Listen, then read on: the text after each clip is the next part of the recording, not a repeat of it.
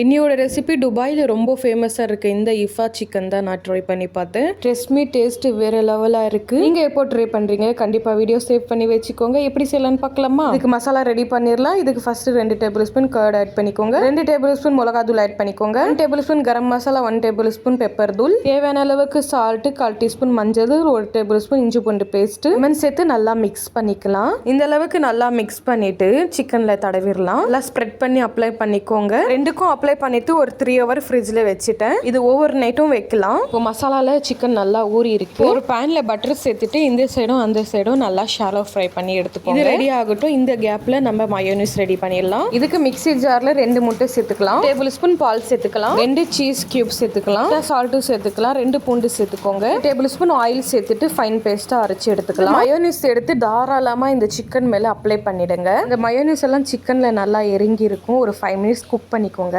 அப்படியே எடுத்து சுட சுட சர்வ் பண்ணீங்கன்னா நம்மளோட ட்ரெண்டிங் இஃபா சிக்கன் தயார்.